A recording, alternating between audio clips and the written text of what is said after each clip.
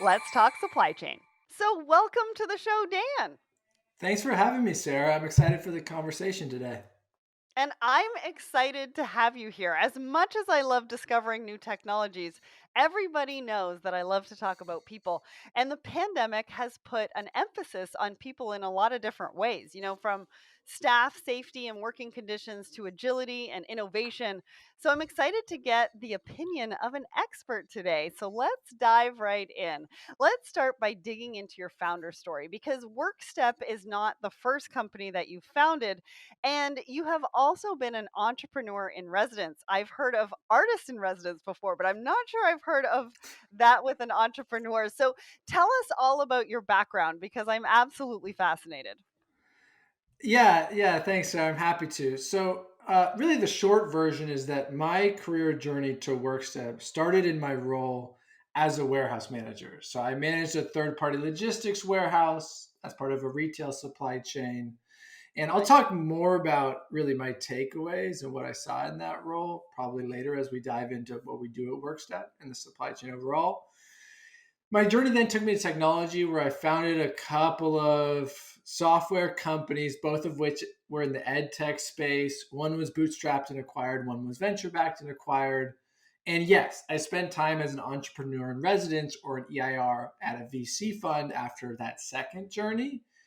And that was really when I had the time and space and resources to dive back into that problem I had experienced firsthand as a warehouse manager. So, Hmm. at the time, I had seen just how detrimental the temp staffing model was to the workers in our building, just how challenging a constant rotating door of frontline workforce turnover was to Yeah. every level of an operation, and was able to work in partnership with my co-founder to say, how could we build a technology ally for this segment of the workforce population that we saw as increasingly in need of one. And so, sort of through that role and through that time to reflect, was really where WorkStep was born. Amazing. And so when you say entrepreneur in residence, I know you sort of took us through that journey, but what does it mean? Where were you? Were you actually in residence somewhere? Did you have to move? So, entrepreneur in residence is a title that is, I would say, relatively often given by venture capital firms, at least in Silicon Valley, where functionally what they do is they bring somebody into their firm and put them on payroll Okay. who they believe is likely to start a business that could potentially be interesting for them to fund in the future. So they're sort of giving you the space to do research, talk to prospective customers, meet with prospective investors, and really sort of think about what you're going to build while sort of having health benefits and a salary. And there's Yeah. no, at least with the firm where I did it, I was entrepreneur in residence at Social Capital. There's no guarantee that they will fund whatever you build. And of course, you don't need to accept their money if you do end up building something. But in our Okay. case with WorkStep, they ended up leading our seed round, which was sort of the end of that entrepreneur in residence journey. And so that's the role. I don't know if it's the same everywhere. You also get a chance to meet with portfolio companies, sometimes sit in on meetings, potentially help introduce other founders into the firm. So there's lots of different sort of ways that you can add mutual value. But the primary goal, at least as I approached at the time, was to use this space to start a company. Well, thank you very much for explaining that because I'm sure a lot of our audience was really, interested in hearing a little bit more about that and what that actually entails. So, the businesses that you founded previously were specifically in relation to tutoring, right? But broadly, it's about matching staff to a need, right? The right tutor to the right pupil. So, how did that lead you to more general staffing and specifically in the supply chain space? Yeah. Online private tutoring and helping supply chain companies better hire and retain their frontline workers aren't as immediately connected as as it might seem. Right. But there is at least that common thread line, which is what you said, Sarah, which is that property of how do you help somebody with demand for a skill and with Mhm. demand for somebody else's time Right. connect with the right supply of a skilled professional who has that time and who can help that buyer with demand sort of meet their end goals. And so, functionally, that is what we created with the two tutoring companies we founded. And really, that is where WorkStep started, which is we looked at the supply chain and the legacy temp staffing model. And Mhm. what we said was this is bad for workers because their wages are being garnished. They can't move up within an organization because they actually work for the temp staffing agency, not the company. Yeah. And it's challenging for the company because they have this constant rotating supply of temps. Yeah. And we saw that companies were primarily using staffing because it was easy, right? You could call up your agency and say you need 15 people tomorrow, and they will send you, at least ideally, 15 people to help you get the job done. And so what we said was, what if we could use software to deliver that same ease of use, but with intelligent matching and with that direct hire model that is better for workers and better for companies? That would help these organizations make better fit Okay. hires and eventually lift retention of their frontline teammates at scale. Now, that said, I think that experience was actually a little bit limiting. Whereas when we started WorkStep, we thought of this as really a matching problem, supply and demand. And what we Yeah. realized over time is that it was just much bigger than that. It's more than just matching an available worker to an available job. It's about that quality of fit, but it's also about how that company can retain that skilled staff over time. And that's the most Yeah. strategic problem you can help companies solve.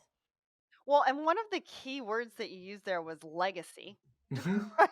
There's a lot of things in supply chain that we've done traditionally that especially don't work right now, especially when it comes to hiring staff, with the great resignation that we keep hearing all about, and people just not coming back to work or not necessarily wanting to do those jobs. And so it's really important that we do unlearn what we had in place before and relearn new ways of retaining the qualified people that you want to retain, in a new way, right? So walk me through exactly how you do that at WorkStep. Like, how do you work with your customers?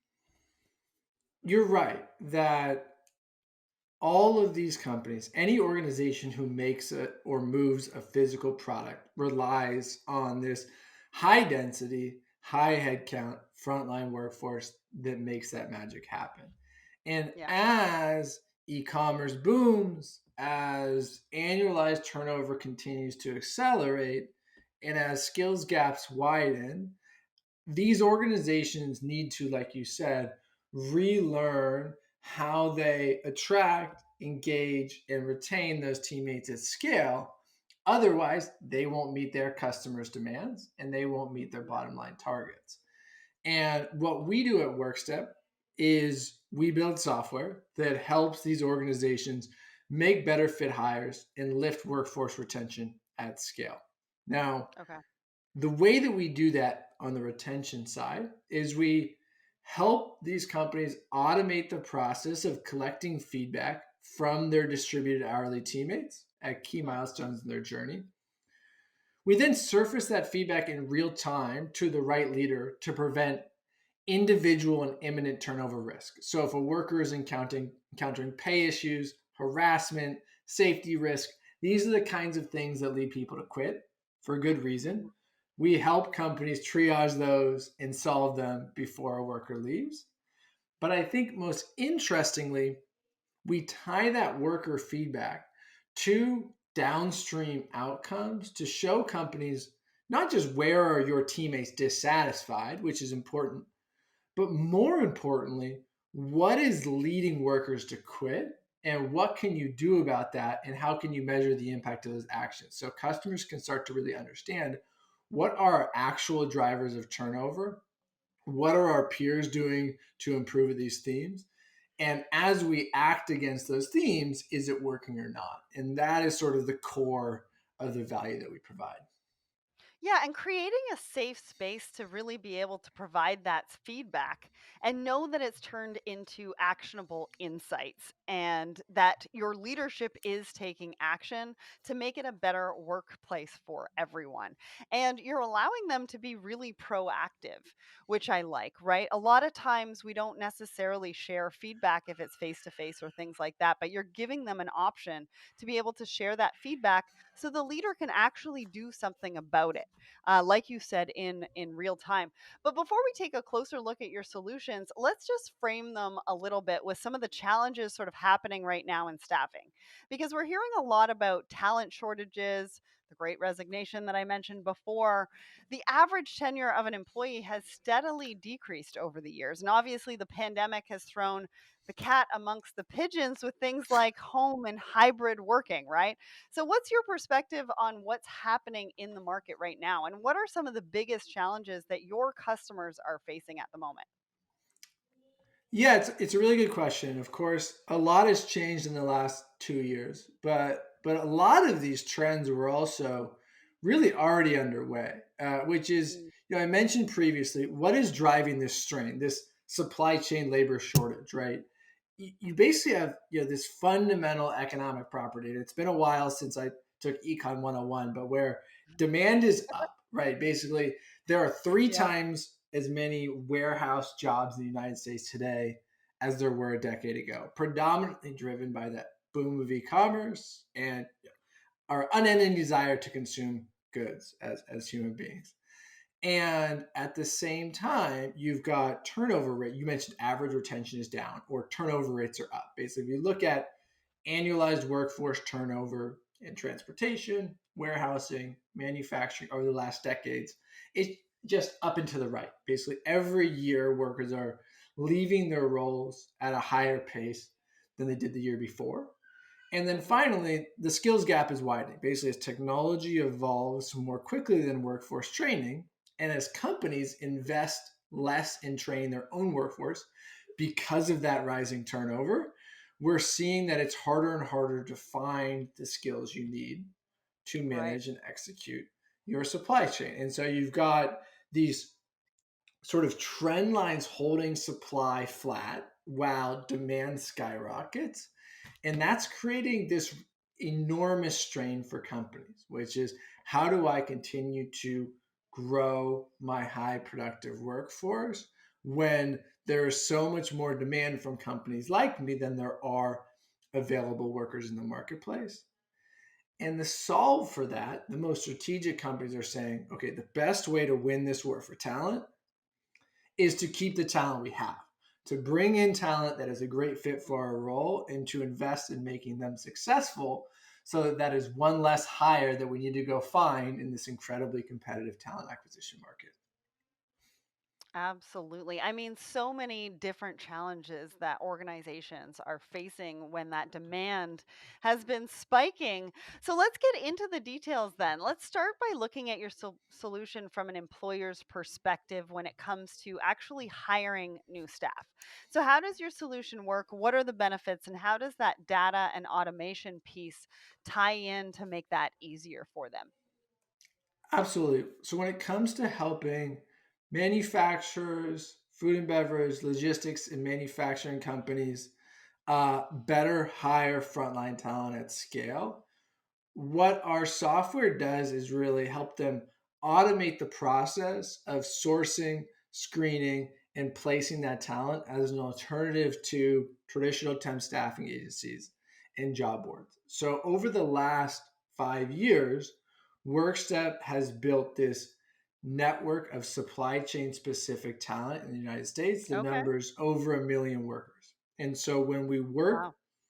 with a company, what we work with them to do is understand their needs in terms of, yes, skills and experience and numbers, but also preferences and sort of the softer attributes of a role that helps a worker be successful and be retained over the long term. And then automatically, via matching technology, what we're doing on the back end is looking at those workers in our network and understanding who is a match for this role, sort of objectively on the measurable skills and tools that the role requires, but Okay. also for whom is this sort of the right next step. They're looking for a job with these wage or benefit qualities at this specific schedule. It's right on the bus line and they actually need to take the bus to work, and other attributes where it's more of a preference fit than an objective fit. And then we're bringing those matches to our customers who then can employ those workers directly without needing to go through that temp staffing model. Even right down to the bus route and making sure that the bus route is easy for them to get to the job. I mean, that's pretty incredible, but definitely something that we want to think about when we're looking at hiring somebody, right? I mean, you don't think about that very often. It's not necessarily part of the conversation, but it really should be. And I like that you've thought about, or it sounds like you've thought about everything, right? And I think the other side to the solution, or your solution, is of course retention, which we spoke about a little bit earlier, because you don't want to go through this process to find great new staff only to lose them kind of shortly afterwards. So how does that part of the solution work, and what does the platform look like? Because some of the screenshots on your website are fascinating, and I would encourage anybody to go and take a look at that, because they look far more advanced than I think many of us are used to in terms of managing staff. And then I think, you've got some outcomes out of all of this that you can share, some very impressive stats that you have on your website in terms of retention. So share all of that with us. Well, that was a multi-part question, Sarah. So I'll try to remember I know. to hit on each of those. Um, so the important thing to remember about workforce retention is that as the cost of turnover rises, so basically the cost of losing a supply chain worker is up about 50% over the last 2 years. As the cost of sourcing Okay. goes up, the cost of training goes up, the cost of new hire incentives goes up, the time to hire extends. All of these things are driving that cost up. So while it was about an average of $10,000, give or take, 2 years ago, it's around $15,000 per lost worker. And of Wow. course, much higher at higher skilled roles. We've heard upwards of Yeah. $50,000 every time an organization loses a driver, for example. So Wow. at a scale of 10,000, 20,000, 30,000, 40,000 frontline workers, we're talking about hundreds of millions of dollars in turnover expense that these large logistics and manufacturing companies are incurring every year. So this is a very, very important bottom line problem and also a top line problem as labor availability prevents these companies from delivering the goods they need to market. So it's an important economic challenge for every company with a supply chain today, but it's also a very human opportunity. And what I mean by that is the steps that an organization takes to improve retention within their frontline teams, listening to their feedback and ensuring that frontline workers feel heard, Yeah. understanding the sentiment of their frontline workers and being responsive to it, investing in the growth, satisfaction, health, and safety of frontline teammates. These steps that an organization takes to improve retention are just the right thing to do from a human perspective, right? This is treating Yeah. others the way that we want to be treated, sort of Yep. classically. And so that's why I think this topic is so important and also is one that I'm so passionate about is because it's this really nice merger of the ability to do the right thing as humans, but also drive bottom line outcomes and returns for our shareholders from an ROI perspective. So, sorry, that was a bit of a tangent about like why workforce retention is so important. No, it's great. I love it. I love it. And you did share some of those impressive stats. I mean, if anybody is not knowing how much it costs them in that turnover scenario, I mean, they definitely know that now. And so, I really like the fact that you touched on the human element because we don't talk about it enough, I don't think. And so, from an employee's perspective, paint me a picture. How is WorkStep WorkStep better than recruitment agencies or maybe scrolling on LinkedIn, for example? Like, how does WorkStep bring them the best opportunities? So, for a job seeking worker in the supply chain space, what we're going to help them do is really structure their skills and experience, tools used, and understand their nuanced preferences to build them a digital profile that is durable and that we can partner with them to help them find a role Mm, that they can be successful in over the long term, right? Because right. again, from a worker's perspective, if I find a job that I end up quitting 25 days, 45 days later, that's not a win for me either. I'm not Right. going to get resume benefit from that. I'm not going to gain new skills. I'm not going to get promoted. I'm not going to get a wage increase. So that's a lose lose lose. It's a bad situation all around. So that's step one. And then step two is via our retention management software, we help give those workers a voice, right? You might be one of 100 warehouse associates in your building with maybe only a couple managers and maybe only one HR rep. But through our software, we can give you a voice such that the most senior leaders at the company can hear what you have to say, anonymous or not anonymous, depending on your preference, and you can not only help make the company you work for a better place to work for yourself based on what matters to you, right? If you're looking for Yeah. flexible scheduling or education benefits or less overtime or more overtime or whatever it is that matters to you, but you're also helping your employer be a better place to work for the other 2,000, 10,000, 20,000, 50,000 So true. Yeah. employees who work there. And so, from a worker's perspective, it's really about helping you improve your job, right? If you are in search of a new job or a better job, we can help you find the right one. If you are employed at a company who we are partner with, we can help you have a voice in that organization, even though you might not even work in the same location as HQ or on the same shift as the leadership in your building. We can still give you that floor to say, this is what matters to me, and this is how I think that you can make this business a better place to be employed for myself and my teammates. Yeah, and so there's two parts to that. And so if you're listening, I would highly recommend you reach out to WorkStep because, voices are really really important and elevating voices are really important. And the audience knows that I have a woman in supply chain series and I've got the blended podcast. And so I'm all about diversity and inclusion. I'm all about creating safe spaces and elevating voices, and we talk a lot about how current hiring methods can often limit opportunities for certain groups of people. So, what are your thoughts around creating diverse workforces, and can WorkStep help with that?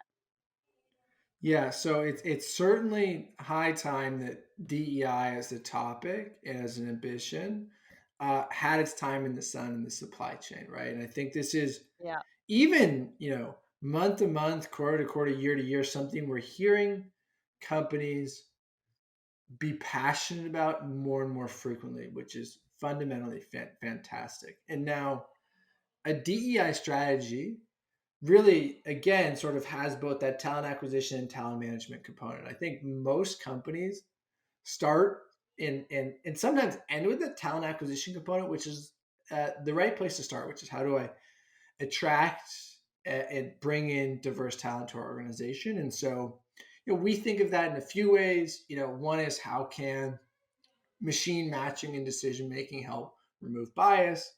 Two is how can we help hiring managers remove bias from their own decisions? Like something that sounds trivial but is helpful is like each Hmm. worker's first name is actually just their first initial until that prospective employee has met with the organization, Yeah. because that is one way to remove implicit bias from upstream decision making. But then I think where more and more organizations are starting to focus, but also should be focusing, is how do you retain and grow and create success in those diverse pockets of your organization, right? So, for example, via our retention management tool, what some of our partners are doing is saying, how does our workforce sentiment to manager relationships, onboarding, pay, benefits differ for these different employee groups? For instance, employees who identify as female versus male. And what is the downstream retention outcomes of those two groups based on their Hmm. sentiment? And what does Yeah, that tell us about how we are actually showing up and engaging with these different pockets of our workforce population? Because the smartest companies know that even if you're able to attract diverse backgrounds and skill sets to your team, if you're not able to engage, grow, and drive satisfaction in each of those groups, it's really a band-aid on a larger problem, and you're always going to need to so true. be refilling that bucket. And so I think that's been a really interesting trend, and honestly not something that we necessarily fully considered up front, is how this Mhm. retention management software could be used to really look at how an enterprise can adopt a DEI retention strategy to match a DEI talent acquisition strategy, which has really been fascinating to watch play out from some of our partners. Yeah, and it's great to hear that your customers were the driving force behind that and that your technology really enabled them or empowered them to really be able to move those initiatives forward and to make sure that they are doing all of the right things or maybe all of the things that they need to be. And if they're not, giving them a chance to adapt and change. So if I'm in the audience and I'm listening to this, what do I have to look like to be your client? Who is an ideal client for you? Yeah. So, first of all, happy to have them reach out and we can have a conversation, regardless of whether they sort of fit our classic ideal client profile. WorkStep partners with large companies who make and move physical products. So, retailers, third party logistics firms, manufacturers, consumer packaged goods, packaging and paper, food and beverage. Those are sort of the dominant verticals within our customer base. Yeah. Now, what is a large company, right? The vast majority of organizations we work with tend to have more than 1,000 frontline employees. That is not a Okay. minimum bar. It just tends to be that at that scale, Mhm. labor acquisition, labor retention are the number one or two concern on the mind of the CEO. Got it. Perhaps an extreme example is if I'm running a warehouse with four people, even if I'm turning over at 100%, which I'm probably doing better than that because I only have four people, I need to Right. make one new hire a quarter, which is like a moderate inconvenience out of my sort of quarter schedule, but not sort of a core operational motion of my company's operation. However, if I employ 20,000 frontline workers, and let's say I'm turning over 75% a year, that means I'm making this math trick, more than 1,000 hires a month just to maintain steady state. Even if I'm full staff today, I'm going to lose 40 people by the end of the day, and I'm going to be short Right. staffed tomorrow. That is a Mhm. very different level of sort of like strategic focus on the workforce challenge. And so what we found is just that the larger a company's workforce, typically the more inclined they are to seek intelligent software solutions to the workforce challenges that they face day in and day out. And do I need to have a big budget to work with you? Because a lot of times when we're talking about recruiting talent, right, that we're working with a recruitment company, and usually there comes large budgets for that. So what does the pricing kind of look like? Yeah, so we very much believe in aligning incentives with our customers and being Hmm. outcome oriented in the way that we deliver our solutions. So, on the talent acquisition side, we have functionally success based pricing, which is companies who partner with WorkStep only pay for the hires they make who retain within their company. And so Okay. that price point differs based on skill sets. It's typically 50 to 75% less than traditional staffing. We have a lot of Hmm. advantages being a technology company that Yeah. allow us to deliver that sort of higher caliber service at a lower end cost. And then on the talent retention side, we scale pricing based on organization size. And so Okay. basically, if you have X employees, we expect to help you reduce turnover by Y%. We would model that out and say, using this software and approach can help you save X million dollars a year. Here's the sort of bottom line saving you could expect from partnering with our company and Hmm. using this retention software solution. Well, and I like that, right? Because you're showing them what you're going to be able to do for them, and you're showing an ROI right off the bat. So let's get into the case study time because this is my favorite part of the conversations, and you have so many great stories on your website. So I do encourage the listeners to go ahead and read more of those. But can you choose maybe just one for us and bring this whole discussion to life? So paint us a picture of how you've worked with one of your customers. What was their challenge? What was the impact or ROI of your solution? Yeah, and we do have a lot of great customer stories from many companies who are household names. And one thing I'll say is that in each case, the results are being driven by the company itself. Like we can give you access to these insights, we can give you access to this talent, but it's the company themselves that is taking those insights and creating better outcomes for their workforce and for their company. Right. I think one story that comes to mind, just because I've personally worked relatively close to this organization, is a third party logistics company called NFI. Might not be a Okay. household name, but they operate a little bit more than 350 warehouses across North America, over Hmm. 14,000 frontline teammates. And when we partnered with them, they were really looking to understand what are our drivers of turnover, especially within our new employee population, and how can we use these insights at scale to help create a better employee experience from day one through day 10,000, right? And Right. so throughout our partnership, of course, there were an initial set of sort of like low hanging fruit wins where it's just, for example, obvious that a specific building wasn't following onboarding practices or things like that. Okay. And then Yep. over time, they started to see, okay, here are the key drivers of turnover within our transportation group or within this division or within this role type. And how can we work with those operational leaders in partnership with HR to improve the way that we are engaging with these teammates to help lift satisfaction with these themes and ultimately improve retention? And what they saw is an 18% decrease in overall turnover and a Wow. 36% decrease in new hire turnover. And Amazing. again, if you start thinking about the cost that we discussed earlier at a scale of 14,000 teammates, these are very, very real bottom line savings Yep. for organizations. Most logistics companies, retailers are not exactly high margin software businesses. And so it can really be a lift to that operational model. Great story. I'm glad that you shared that with me. I'm definitely familiar with that company, and it's like those numbers are pretty incredible. So, finally, then, what can we expect from the future of WorkStep? What are you working on? I mean, can you share a little bit with us? Maybe not tell us all your secrets, but at least share a little bit with us so that we have an idea of what to look out for.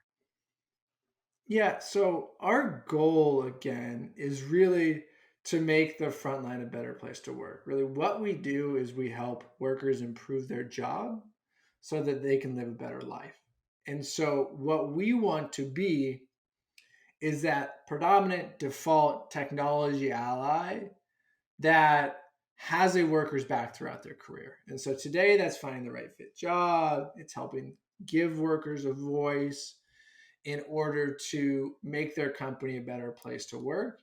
And over time, through this lens of workforce retention, we want to help companies continue to create better outcomes for their frontline teammates, whether that be increasing their satisfaction, helping them grow their career, ensuring they're fairly compensated, whatever it is that is causing a worker career pain or sort of career slowness or preventing a worker from having a better life both inside and outside of work, we want to provide our software to companies to help them sort of solve that problem for their employees at scale.